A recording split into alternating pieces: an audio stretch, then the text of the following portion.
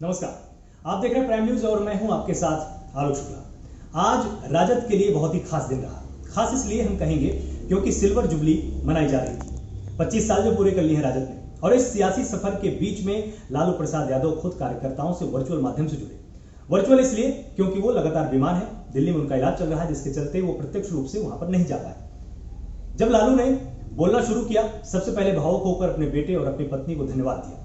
उन्होंने साफ तौर पर कहा कि मैं रांची में ही शायद खत्म हो जाता, लेकिन समय पर मुझको दिल्ली लाया गया, मेरा इलाज हुआ, जिसके चलते मैं आज यहाँ पर जीवित हूँ। इसके बाद तमाम जगह उन्होंने इंटरव्यू भी दिए, तमाम पत्रकारों से उन्होंने बात की और मीडिया में अपनी बात रखी है। उनसे जब प्रश्न पूछा गया कि आपको क्या लगता है कि 2024 में कौन भावी प्रधानमंत्री हो सकता है, उन्होंने खुलकर किसी का नाम नहीं लिया। बहुत ही अपने सियासी अंदाज में, चिरपरिचित अंदाज आप सब उनका जानते ही हैं, वो रहस्यमय बातें करने के आदी हैं। उन्होंने खुलकर कहा कि ऐसा व्यक्ति चुनाव जीतेगा जो कि तानाशाही रवैया न रखता हो, खुलकर अपनी बात रखता हो और लोकतंत्र के मूल्यों का पालन करता हो। उनसे जब रामविलास पासवान को लेकर बात की गई तो उन्होंने कहा कि हमारे अच्छे मित्र थे, और बेटे को लेकर भी उन्होंने, जो रामविलास पासवान के बेटे हैं चिराग पासवान, उनको लेकर भी वो काफी सकारात्मक दिखाई दिए।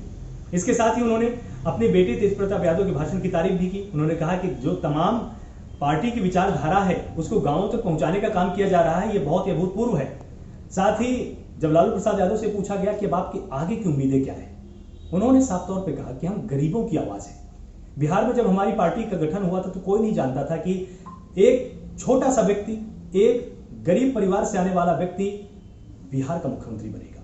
और ये बहुत महत्वपूर्ण बात उन्होंने बोली, उनका विश्वास दिखाई दिया। उन्होंने बोला कि हम हारे जरूर हैं, कमजोर जरूर हुए हैं, लेकिन अभी भी हम तनकर खड़े हैं, अभी भी उतने ही मजबूत हैं और वापसी हमारी जरूर होगी। साथ ही उन्होंने ये भी दोहराया कि हमने झारखंड में भी राज किया, झारखंड को भी हमने विकसित किया। उन्होंने बिहार के विकास की भी बात की कि हमारी कार्यकाल में जो जंगल राज था वो समाप्त हुआ था। आज जंगल राज है पूरे प्रदेश में, जगह जगह हत्याएं होती हैं, लेकिन जब हमारा कार्यकाल था तो बहुत अच्छा सुशासन हमने दिया है।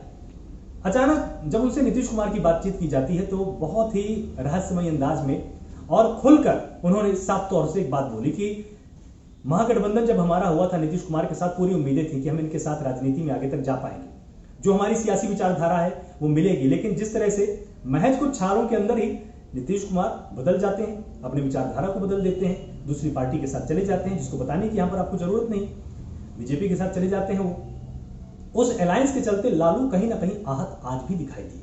साफ तौर पर उनके चेहरे पर वो शिकन देखी गई। उन्होंने सीधा संकेत दिया कि नीतीश कुमार की जो राजनीति है वो उनकी जगह है, लेकिन उनकी बातों से ये बिल्कुल साफ तौर पर महसूस किया जा सकता था कि आगे उनका ऐसा कोई प्लान नहीं है कि वो नीतीश के साथ जाएंगे। अपने बेटों की उन्होंने तारीफ की कि जिस तरह से वो पार्टी को आगे लेकर जा रहे हैं, चाहे वो तेजस्वी हो चाहे तेज प्रताप हो, ये बहुत ज्यादा अभूतपूर्व रहा।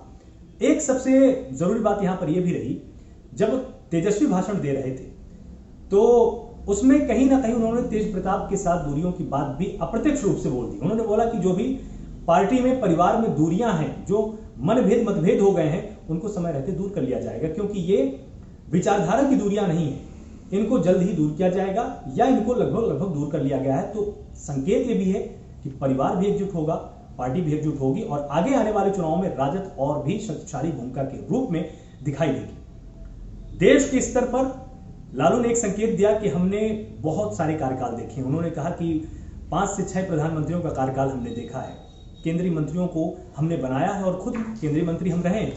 उन्होंने ये संकेत दिया कि बहुत सारे प्रधानमंत्रियों को बनाने के पीछे हमारी पार्टी की भूमिका रही है। तो किसी भी तरह से लालू की बातों से इस बात का संकेत तो कतई नहीं मिला कि वो अपनी राजनीति को खत्म मानते हैं। उन्होंने सीधा संकेत दिया आज कि सियासी परंपरा की जो शुरुआत उन्होंने की थी वो परंपरा आज भी चल रही है और उसकी बागडोर निश्चित रूप से तेजस्वी और तेज प्रताप संभालने वाले हैं। और क्या कुछ होता है, राजद में क्या बड़ा परिवर्तन होता है, किस तरह के नए समीकरण बन सकते हैं, आप प्राइम न्यूज के साथ लगातार इस तरह से जुड़े रहिए। पल पल का अपडेट हम आपको यहां पर देने वाले हैं। नमस्कार।